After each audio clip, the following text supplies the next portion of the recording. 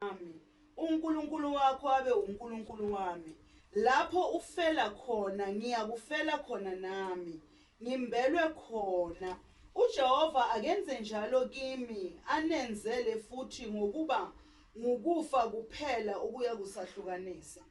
Lamsakazi uRuth bekakhuluma nonowami amtshela ukuthi akabuyele ekhaya ngoba indoda yakhe seyishonile. Kodwa uRuth wathatha isinqumo wathi indoda ishonile. Kodwa ubuhlobo abukapheli ngoba indoda seyishonile. uRuth watshela umamazala wakhe wathi la uya khona kula ngiya khona. La uyofela khona kula mina ngizofela khona. Mina nawe siyohlukaniswa ukufa. Namhlanje sizokhuluma ngale ndaba ngoba kaningi uma phakathi kwabantu abayi2 abangena emshadweni oyi1 angashona ikakhulukazi kwangashona indoda, ubudlelwane phakathi kwakamakoti nabantu basemzini buyaphela. And babuphela uthola kuba nedrama eningi. Kodwa namhlanje sila ukuzoyicacisa ukuthi even biblically umakoti masekendile uma sekuze kwathiwa umuntu wakampanza akayoba wakampanza ngoba indoda iyaphila. Kodwa noma indoda ingazindlula emhlabeni uyoqhubeka abe wakampanza, asiyotshintsha isibongo ngoba namhlanje indoda seyishonile. Kodwa indoda noma ingashona uyaqhubeka umuntu abe umama umpanza, uyaqhubeka umuntu aphile nabasekhakhakhe, uyaqhubeka umuntu abe nobudlelwane nabantu basemzini. Uma unkosikazi ashona, irrespective yokuthi indoda ihambe ekala noma ngabe kuunkosikazi ozohamba emva kwendoda, kodwa unkosikazi akakwazi ukuyongcwatshwa ekhaya kibo, kodwa fanele angcwatshwe kibo kandoda, angcwatshwe esibongweni ashadele kuso. Ngisho noma ngabe mhlawumbe emva kokuthi indoda ishonile uhambe washada, kodwa kayothi masekalele bese ubuyiselwe ekhaya. Makalala ungcwatshwa kulesibongo ashonele kuso. Lamadrama esiwabonayo, lezinto esizibonayo akusiyizinto ezikahle. Mawuqhubeka ufunda izwi lenkosi kuGenesis lithi uSara wangcwatshwa la uAbrahama angcwatshwa khona, uRebecca wangcwatshwa la uIsaka angcwatshwa khona, aboLeah bangcwatshwa la aboJacob bangcwatshwa khona. So unkosikazi akuthi uma ngabe umyeni sekandlulile emhlabeni bese nesibongo siyashintsha. Ngempela kunjalo. Uma ngabe singabantu siyazi ukuthi kufanele lokho kwenzeke, ukuthi umuntu mangabe ethathiwe noma eshadiwe ngempela isibongo sakhe sasishintshile salapho kulowo muzi, and kulowo muzi uyofika khona abe ngumntwana wakhona.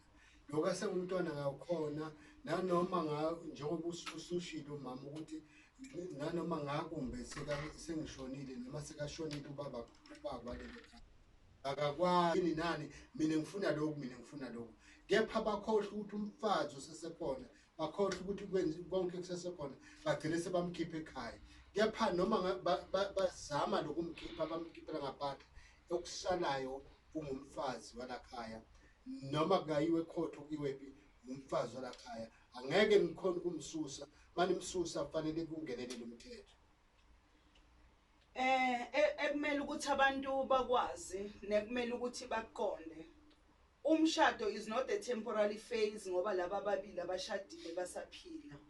Whether basaphila, whether indoda sekuyenzeka iyandlula emhlabeni, umyeni andlula emhlabeni, lokho akusho ukuthi unkosikazi akasabelongi kuleso sibongo. Njengoba umshado oyingcwele wahlanganiswa phambi kukaNkulunkulu, uNkulunkulu kwaloyo nkosikazi usamconsidera ukuthi ungowaka mpanza, usamconsidera angumama umpanza, aze andlule emhlabeni angumama umpanza, unless njengoba bengichazile ukuthi uma ngabe kuyenzeka njengabafelokazi abancane liyabavumela izwi ukuthi umyeni makandlula ungaqhubeka ushade. Uma kwenzeka in that scenario la umfelokazi omncane afike esigabeni la afuna ukushada khona ngene emshadweni, kodwa still kulesibongo azoshadela kuso yileso sibongo futhi ukuthi azongcwatshwa kuso. So abasekhaya abaqonde abazi babe nengqondo ephusile ukuthi umuntu masekaganile uganile and ngeke siguqule lokho ngoba ugane ngoba ethandile ukuthi agane akekho umphoqelele. So umndeni awukwazi ukungenelela umuntu masekalele badonsisane ngesidumbu sakhe babangisane ngesidumbu sakhe kuze kubiza ukuthi kungena amaphoyisa nezibhamu kuthukwane emathuneni uthola abantu badonsisana kabuhlungu babizana ngezinhlamba baphulelana izimoto kubangwa isidumbu somuntu osemshadweni.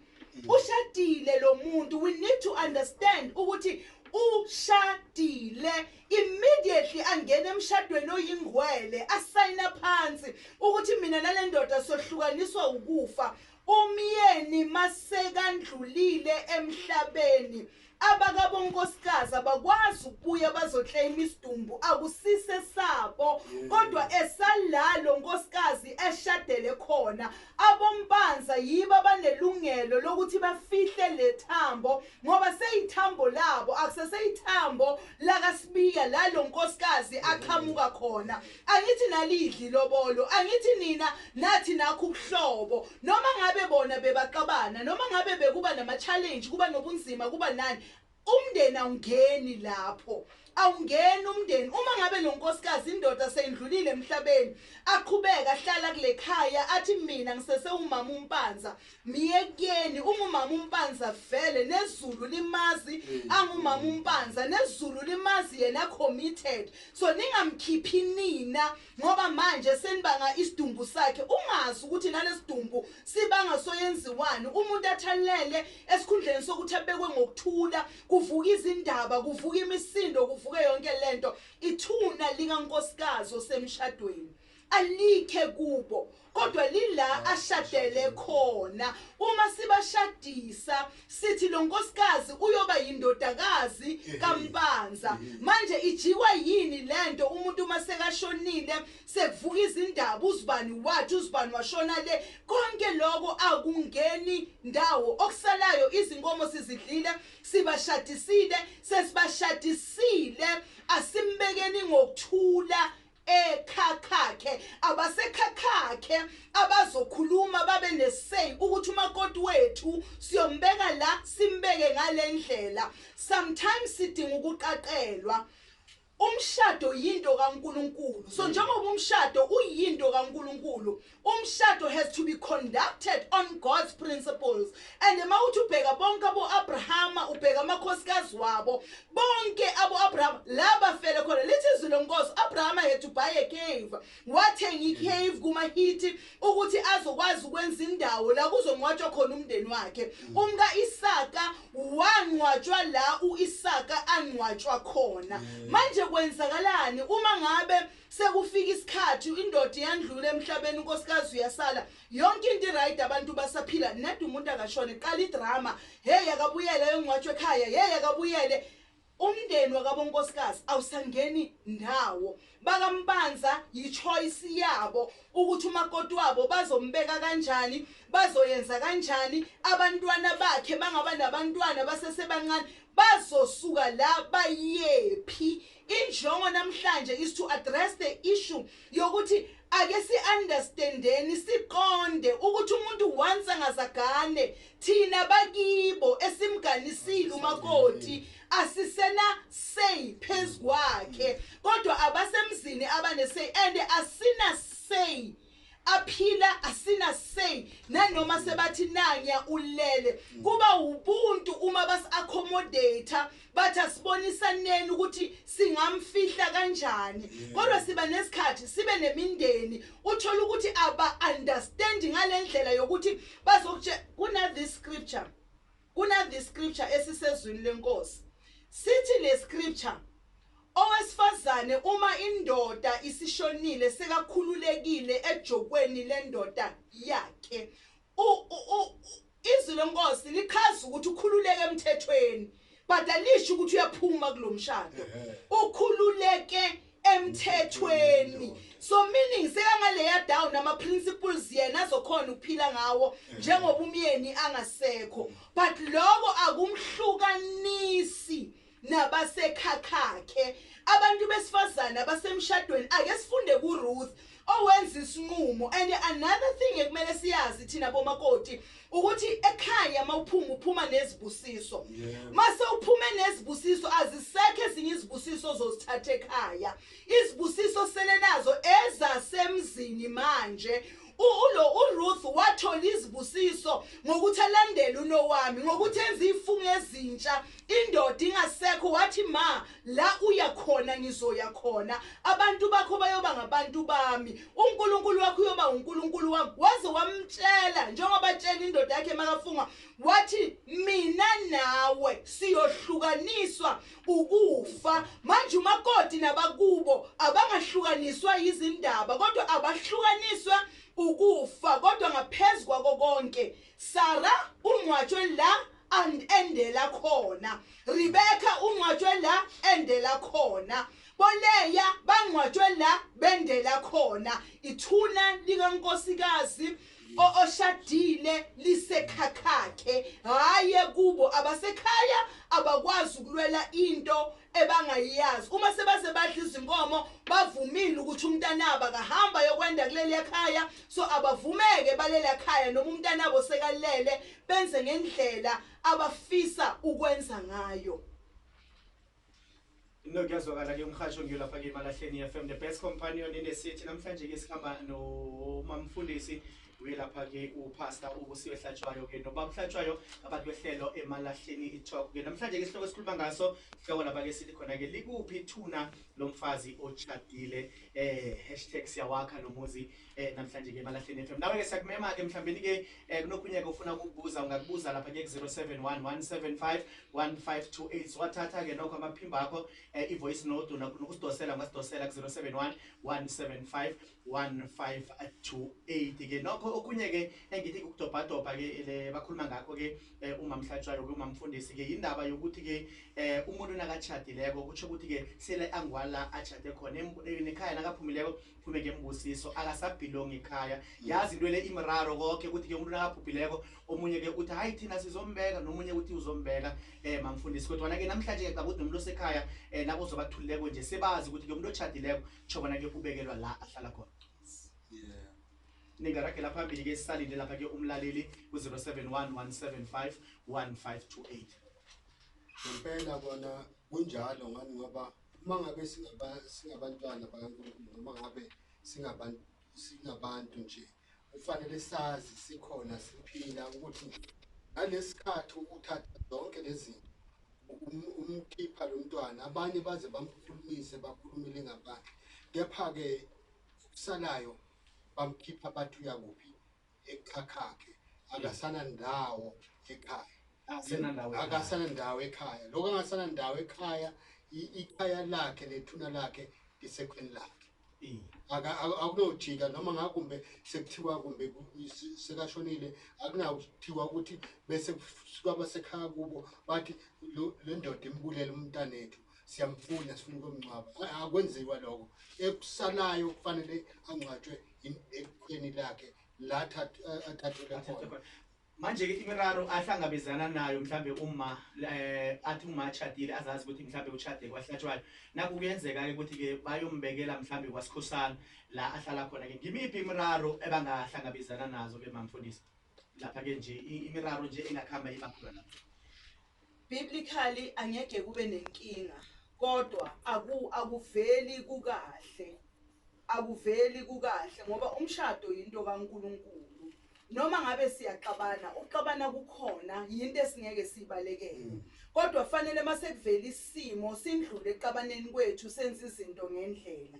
So uma ngabe sengitholakala nyobekwa kaNkosi mara ngibe nginekhaya lami ngibe nginomuzi wami, it's a different story ngoba kule insuku thina bazalwane sometimes siyashada singanawo amakhaya. Uthola ukuthi umuntu ushona vele mhlambe baqashile bahlala emkhukhwini bese uyophumela ekhaya, leso yistory esihlukile. But lo muntu unekhaya lakhe, lo muntu unabasekhakhakhe, lo muntu ekhakhakhe yonke into right. Why manje fanele yophumela ekhaya kibo kube basemzini bakhona? It's a different scenario makashona basemkhukhwini sebaze bathi no ngeke simkhiphe emkhukhwini kodwa siyomkhiphela ekhaya kibo. But it's a complete out of line story if kuwukuthi unekhaya lakhe but kudonsiswana ngomuntu onomuzi wakhe abafuna yobekwa le bafuna yobekwa le ngoba bakaSikhosana babekwa kuphi ngoba imindeni nako lokho ukuthi bathi hayi bakaSikhosana ngoba bonke balelele nowethu umntwana nimshadiseleni mangabe nisazoba nomthetho phezwakhe. No, yazwakala. Yazwakala kuhle khulu kwamambala. Kodwa ke ngikuzokhulumisa indaba yemkhukhwini. Nangabe ke mina ngazi ukuthi ke mhlambe abantu abajadile kuba babili noma bahlala emkhukhwini, umuntu ke uyaphuma emkhukhwini ngoba ke kuba into yelanga linye. Kunokuthi ke mhlambe ahambe yokuphumela la khona ekhaya. Umuntu uyaphumela nemkhukhwini ngoba ngikubonile kwenzakala la ngihlala khona eBhokono la ubaba uSikhosana akhandile kumama kwakhe bengakakhe mara bebanomkhukhu bahlala kuyo kodwa nakhonakele ukuthi ke aphumele ngapho ngemkhukhwini umama zange ayokuphumela ekhaya. I think ukuthi that's one of the scenario la uthola khona ukuthi kuya nangepride yomuntu ngoba mawukhuluma ngomkhukhu ngathi ukhuluma ngento edelelekile. So that is why omunye uzofika afake opinion athi why isiswethu fanele size siyomkhiphela emkhukhwini kuba ikhaya likhona, but there is nothing wrong ukhiphela umuntu emkhukhwini. Into ebalulekile ukuthi lolela bekwe. Umkhukhu wona ke mama mhlatshwayo ke ikhaya likhaya. Ikhaya. Mhlambe ke kunetende ebekwe phezulu kwakhiwa kaphe ikhaya likhaya. Net nje iroof la ikhona ihloko ngicabanga ukuthi umraro akukho net umuntu sekhona ukuthi ke nimbeke ke bakuhlatshwayo la umamhlatshwayo mina lapho umraro akubona kancane ukuthi ke ngingabhalelwa ukuthi ke umuntu mhlambe ke ngithethe umkami ngimbeke lapha ke emkhukhwini ngoba ke ngisabela abantu ukuthi abantu bazokuthini abantu bazokhuluma wena wenza into ehle wena wenza into enkulu abantu bayakhuluma siyaphila kusemhlabeni baza kuhlala bangakhulumi ngawo mhlambe ke nasele mhlambe sokuhloba ke okunye ngithi kuyenzeka kusemkhukhwini umkhukhu ngowabantu bakuchashisile lapho kuhlukile kunomkhukhu wakho lapho ke emkhukhwini angabe ucatshile lapho kuba mraro ukuthi ke angeze wabekela umuntu ngoba sekulikhaya labantu lapho ungakwenza ke iye kodwa ke wakho umkhukhu nawuhlala emkhukhwini noma ungaba yi-one room lapho umuntu uyaphumela lapho iyaphumela lapho. I think ukuthi bengiza lapho nami ukuthi iba inkinga uma bacashe ejardini lomuntu ngoba angeke ubeke umuntu lapho and sinezinkolelo futhi ezihlukile njengoba ngisho ngithi mina ngesikholwa umuntu angabekwa noma ngabe kukuphi angeke izibe nenkinga kodwa ungafika esintwini omunye ayikhombe ngenye indlela ukuthi lokhu mhlambe kungahlali kahle lokhu kungahlali kahle kodwa at the end of the day a home is a home. Uma ngabe lo mkhukhu sematshotshombeni yini oku-wrong ukuthi kwenziwa ama-arrangement avela bekwe khona la bekahlala khona but still i-pride yabantu iyabenza ukuthi bame endleleni bafuna ukudonsisana ngalezi zinto. Inkinga ukuthi usisi wethu bazosibona sihamba ngalamakare sihamba ngawo but usisi wethu uyophumela emkhukhwini akhohle ukuthi indaba yikho ngaye ingalo olele i-issue ingalo olele bekahlala emkhukhwini so yini oku-wrong ukuthi simbeke emkhukhwini ngoba umkhukhu wakhe. Zokala kamnandi ke nasele ke izokala ke njengale indlela ke nje oro ihloko le-hour lethoba ke nawe ke sakumema mlaleli ku-071-175-1528 071-175-1528 nawe ke mhlambe khona ke ufuna ukubuza kobanyana ke lokho umuntu nakahlongakeleko kuhle kuhle ubekelwa kuphi ubekelwa ke lapha ke ekhabo nofana ke ubekelwa la achadele khona kodwa ke bayibekile ke uma upastor lapha ke nje ubusisiwe ukuthi ke umuntu ke nangabe sekachadile ke selamuntu walapho ke ekhabo la achadele khona zonke ke izinto zakhe naselahlokakeleko uza kubekelwa khona ke nemitato siyayithatha ku-071-175-1528 hlelo night chief cafe la eMalahleni FM. Msakazi okunye ngicabanga ukuthi abantu fanele bafunde ukukwenza is to respect other people's privacy. Uma ngabe kuwumshado walabazalwane fanele ngibe nama-boundaries ukuthi angikwazi ukudlula la kungahamba uqhumukela naye noma kuphi. Mawufuna ukusiza uyabuza ukuthi ngingasiza kuphi bese ufaka istop mabafuna usizo bazobuya bakutshela ukuthi okay sidinga usizo 1 2 3 4 but kunalabantu laba abakwazi ukuba bully umuntu makafika ufuna ukuthi makakhuluma everybody must just surrender and akhohle ukuthi ukukhuluma akusikukakhe kusemzini wenye indoda uthole isimo sesidramatic ngoba uyafika ufika ufuna ukubeka umthetho ukuthi okay manje soyenza so angeke ufike ekhaya lomunye umuntu ufike ubeka imithetho yakho ngakho ungakhuluma ngendlela ofuna ngayo but mase ufika emzini wenye indoda you stay in your lane uyabuza ukuthi ukuphi la bendinga khona usizo singasiza kanjani mangabe ufuna ukuba neopinion ufaka umbono bese uhlehlele emuva bese bona bakutshela ukuthi okay njengoba umbono wakho uthi ake sithi uyicabanga ungafaka umbono bese ubuyutshela abantu ukuthi ayenzani indecide isikhathi siyahamba akusikukakho so we need to respect each other's privacy umshado wami awuhlonishwe ngabakithi umshuthi nje sibe nama boundaries mangabe ushadisa umntwana awuhloniphe umshado womntanakho nabantwana abahloniphe usisi nobhuti abahloniphe imishado yomunye nomunye ungafika ungene kabhuti wakho ube nalento ukuthi I've got money now ngizofika ngikhulume and bazongisa it doesn't work like that vele ube kumbono bese ke kubangiba ukunikela go ahead bathi lokho singakwenza iyabakhona imiraro enjalo yokuthi ke abantu mhlawumbe ke abanemali bakwenze lokho bathi hayi akekho ozongitshela mina ngenza nje ngendlela yami umluke usuke la asuka khona ekhaya so yinto ekhona lesibona kodwa ke ngicabanga ukuthi ke nomlalelo osekhaya kuningi kakufundako kuwe langeni namhlanje ngiyazi baningi abalaleleko ebahluleka ukuthi ke bangadosa kodwa ke namhlanje ngicabanga ukuthi ke kuzakuthi ke kuphela lapha ke nje isihloko esiphethe namhlanje abantu abaningi bazabe kukuningi ebakufundileko ngaphakathi kwehlelo la ke i-Night Shift Cafe.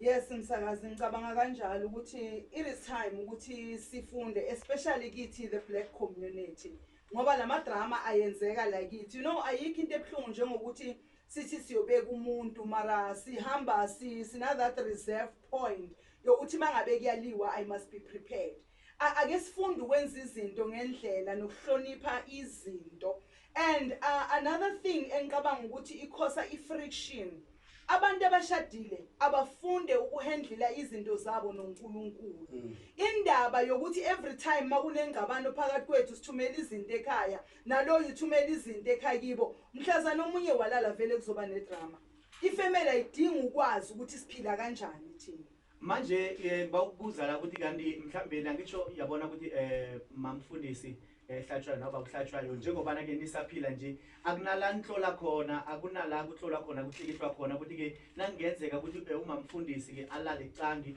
umamfundisi uzokubekelwa la akunasivumelwano ke enisenzako emchadweni ukuthi lokho nizokwenza nibalekele ukuthi ke uvele isimo sokuthi ke mhlambe ke umnakwenu afike athi hayi akhonakala ukuthi ke babuhlatshwayo angayombeka ngudadewethu lengewekhaya njalo njalo.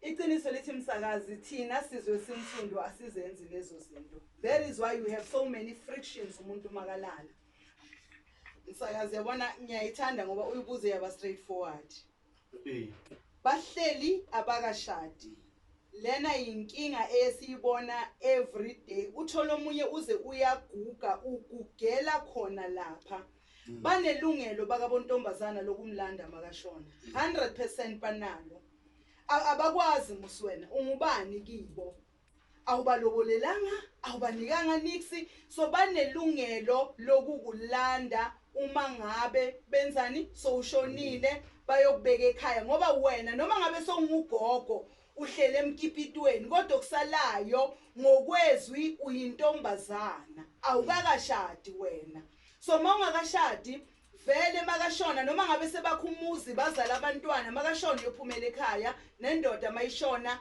yophumela ekhaya sikuzwa kamnandi khuluma mbala utsho bona ke ayikalungi into yokuthi ke abantu bahlalisane kuhle kuhle ngoba nalapho umuntu ke vele uzokubekelwa ekhaya hawu lapha ayikalungi ekhambelana nesihloko esikhamba ngaso emhathweni ke imalahleni FM njenge imzuzu sibalithoba kuphela ibethi lapha ke nje awa ngelethoba 9 minutes past 9 la emhathweni imalahleni FM ngikhamba ke no pastor ehlatshwayo pastor ubusiwe ehlatshwayo noba buhlatshwayo phakathi umhatsho imalahleni FM no indaba lena kumele ukuthi niyibekele ngelinye ilanga nayo iyafuneka nesihloko esikuhle kuhle asikasibambi kuhle mhlawumbe ke ngelinye ilanga ke nanithola isikhathi ufuna ukuthi isihloko sikhe sikhambe siqhubeke naso ngiyabona ukuthi abantu sibabambile kodwa ke abantu bafuthumela lada ukuthi isikhathi sesikhambile khumbule ukuthi ke emzuzweni emhlanje kusuka nje sizokuphuma kodwa ke isihloko lesi simnandi abantu ke abenza into erehe balise into yokuthi ke bahlalisane ngoba lapho ugcina sewungasazi ukuhamba njani izinto zakhona bekodwa ke kumraro umuntu uzohlawuliswa ukuthi ahlale nomuntu angakamthathi umuntu wahlongakala lapho uzaba semrarweni vele bazokuhlawulisa kahle kahle umenza unkosikazi wakho ekibo bangazi and nomfazi noma ngabe kungahamba indoda qala bakabondoda banelungelo lokuclaim izinto zakhe ngoba wena abakwazi. Uyabona ukuthi yenye idrama esiba nayo le kuma fat and set ngoba uma indoda ingazishona eqala isebenza uyoclaima kanjani izinto zakhe emsebenzini. Uyabona ukuthi sesibuyela kule procedure yokuthi udinga iauthority yabo now ukuthi bakunike ipermission yokuthi uyoclaim izinto zalomuntu othi umyeni wakho. Khona umbiza kanjani umuntu ukuthi umyeni, ubiza umuntu ukuthi unkosikazi but nibe nihleli fat and set. Vele makuyi fat and set umndeni kungashonwa uzobona idrama. Uzobona idrama, a very big one, and banalo lonke ilungelo lokuthi bakuthathe konke ngoba bakwazi. Lo mthetho uzokumela ngaliphi. Ngoba nangithi ngiyachecha abantu abaningi baqala into yanamhlanje ukuthi akaqali ukuthi ke kusasa umraro nguphi ke esingahlangabezana nayo. Qala njena kumnandi nabadla inyama ezifrayeko lapha kuba mnandi kubanjaye bakhamba ama trips kuba mnandi. And ngemali leyo kubeni bangayilungisa. Mina bane ngithi mina umuntu na uhlala naye ke kampeni nibhadela indawo uhlala mthenga ukudla nihlala kumnandi abantwana bayesikoleni. Chobona ke nokulobola uyakhamba ulobola. Phela akunala kubhalwe khona ukuthi vele ngekani kumele ukhiphe imali engaka uyayikhipha kancane wenze nedinto erehe bakhona ukukwazi bakwazi ukuthi ukhona ungunkosi sazi ukuthi kunonkosikazi sazi futhi nokuthi kunani kunomyeni ningamani nihlale nje denhle sasa sekuvela inkinga sekosi ukuthi manje kubizwa amaphoyisa uthola ukuthi ngesikhathi abanye bathi angeke ehle ibhokisi ungakamlobulanga lo. Ngicela ukuyiphendula next week coming back with the very same topic ye double barrel syndrome. Yikuzwa kamnandi khuluma mbala no asisongeni ke sikhone ukuthi ke nathi ke sirakele phambili ke nehlelo kodwa ke isihloko sanamhlanje isithandile baningi hle abantu ebafundileyo ngaphakathi kwaso nami ke kungimi sengazi ukuthi ke unkosikazi ami nangabe ke sichatile into leyo ngicabanga ukuthi nami mhlambe ngizoyivikela bathi prevention is better than cure. Yeah, khona kuyivikela ke nami ngibe nencwadi ezingivumela ukuthi umalo nakaleleko chobona ke nje ngizombeka noma naye abe nayo ilungelo ukuthi ke ubaba lo nakaleleko ngizombeka ngoba nake ngibaba kwami bengihlala naye njalo njalo ke asivaliseni ke umlaleli omkhatsho imalahleni FM Guys Companion DC.